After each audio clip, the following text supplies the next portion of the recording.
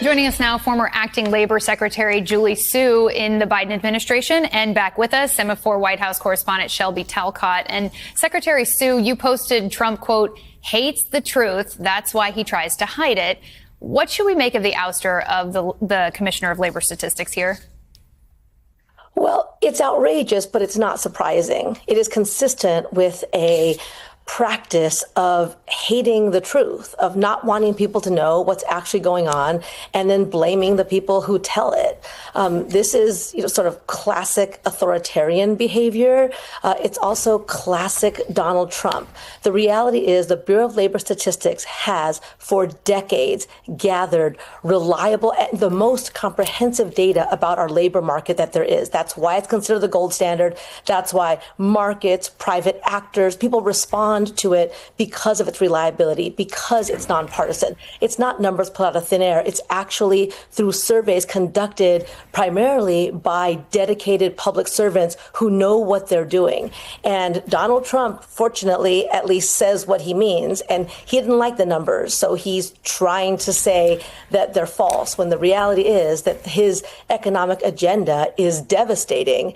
And he's promised to grow jobs, he promised to bring down prices, he's failed to deliver on each of those things, so he wants to shoot the messenger. Secretary, I have to ask you, we saw the revision, that downward slide of the jobs reporting for May and June, and that was quite significant, 200,000 jobs fewer. That doesn't seem like a rounding error, so is the president right to be a little bit frustrated by the fact that the data was off here, or is this just the course of business as usual? Right. It's really the president's refusal and lack of interest in actually understanding how things work. So the BLS data is released every month at a jobs report, like it was yesterday. It is then revised based on information that comes in after that information came out. Now, it's possible that BLS can only release data once a year, for example, right, and wait until all data is collected to do so. But the reason why we have the data come out every single month is that it's useful to have. It's, again, statistically based on experts who have honed the ability to do this. It's based on surveys, talking to people, talking on the phone, gathering information. All of this takes time. And so sometimes the information that comes in after the initial information is released. That's what the revisions are. They're not mistakes. They're part of the process of gathering useful, transparent data in a timely fashion. So he doesn't understand how that works. And again, he doesn't like the information. So he's going to go after whoever says it. The data is sort of a living, breathing thing, and it evolves. Shelby, the Senate confirmed McIntyre in a 86-8 vote, not a small margin there. J.D. Vance was one of the people that voted to confirm her. So did Marco Rubio. So what do we make of Trump's accusations that McIntyre is playing games to make Republicans look bad? Right. I think it's surprising, but I also think he has done this before, right? I'm thinking of Jerome Powell, who he goes after regularly. And so it's not surprising necessarily. But I will say that Republicans are concerned about this move and they have questions. They want sort of answers. OK, if this data was incorrect, right, show us that evidence. And so there are concerns from Republicans. The question is, how far do they take those concerns? Or are these just sort of concerns that they're going to voice and then sort of step back and allow Donald Trump to do what Donald Trump does, to be determined, essentially. Secretary Su, let's get into some of the economic policy we're seeing. I want to show our audience a map of the new Trump tariffs now taking effect within the next week, from steep tariffs on Brazil, Canada, India. The list goes on and on as Trump tries to reshape the global economy. What is your main concern when it comes to the costs that Americans may see coming down the pike? Well, look, I think that these job numbers also provide evidence about just how damaging the chaotic economic policies of Donald Trump are. You can't just change policies on a whim or based on whoever last offended your fragile ego. People rely on predictability. And so at this point, businesses don't know whether they should expand or contract, whether they should make investments, invest in new equipment, or frankly, hire new people. The manufacturing jobs are down to a 9-year low under Donald Trump.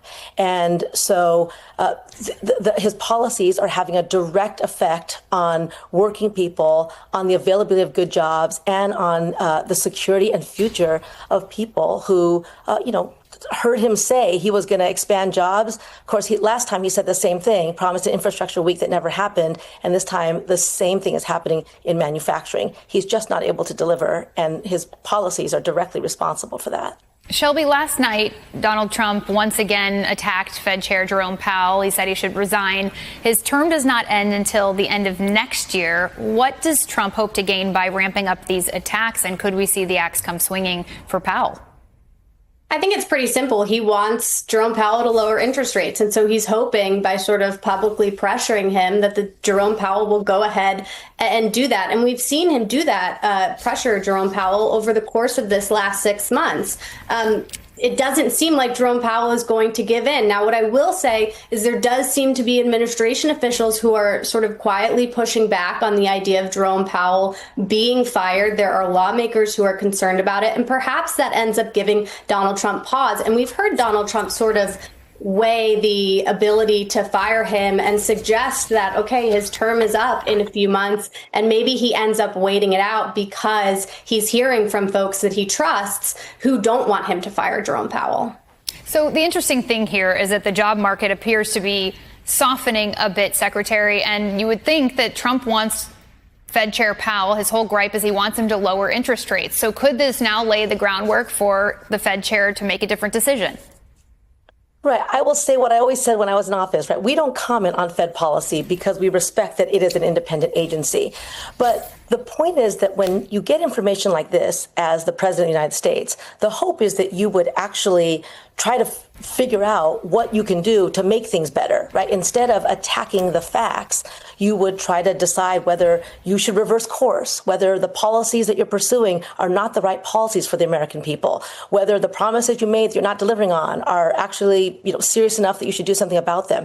Instead of just saying that facts are not facts. If you had a 5-year-old who lies about eating a cookie before dinner, it's a little bit funny, maybe a little bit cute. There is nothing funny or cute about an almost 80-year-old leader of the free world not able to separate fact from fiction and continuing to try to put in place people who will help to sell a fictional version of events. Now you just made me want a cookie. Secretary Sue, Shelby Talcott, thank you both. Trump is back on stage. This time his target is the Bureau of Labor Statistics, America's most trusted institution, that is, the public servants who collect and analyze labor force data on not according to anyone's whims, but using scientific methods. What is their crime? Telling the truth. When they published data that Trump didn't like, he shouted, "These are fake," and fired the commissioner. Remember, this man was saying the unemployment rate even before he became president. Where did he get that from? Out of thin air. Now he's playing the same game again. When the economy goes south, instead of taking responsibility, he breaks the mirror because the election isn't the economic miracles he promised. It's the face of a failed leadership. Look, the issue isn't just a labor report. The issue is hatred for institutional memory, expertise, and public service. Trump has targeted Fed Chair Powell repeatedly before. Why? Because he didn't lower interest rates. We are talking about a man who managed the economy according to his own emotions. Anyone who criticizes him is either a traitor or a spoilsport. Remember, during the pandemic, he tried to silence the CDC and dismissed NASA's data on wildfires as exaggerated. The truth is Trump's enemy. Today is the statistics agency. Tomorrow it's another regulatory body. And unfortunately, most of the Republicans are either silent or enabling him. Authoritarianism elected by the people suppressed this way. Everyone who remains silent is a partner in this trade. The irony is this: Trump's economic policy began with the promise of "I will create jobs," but the manufacturing sector is now at its lowest level in 9 years. Tariff after tariff. He's picking fights with every country from Canada to Brazil. But who's paying the bill? The American people. Small businesses can't invest due to uncertainty. Prices are rising and people are losing their jobs. But Trump is still acting like he's some kind of economic genius. Remember in 2018, he said the trade war he started by China would be easy to win. The result? The agricultural sector collapsed, and we had to support farmers with billions of dollars in subsidies from taxpayers. Now we're watching the same move again.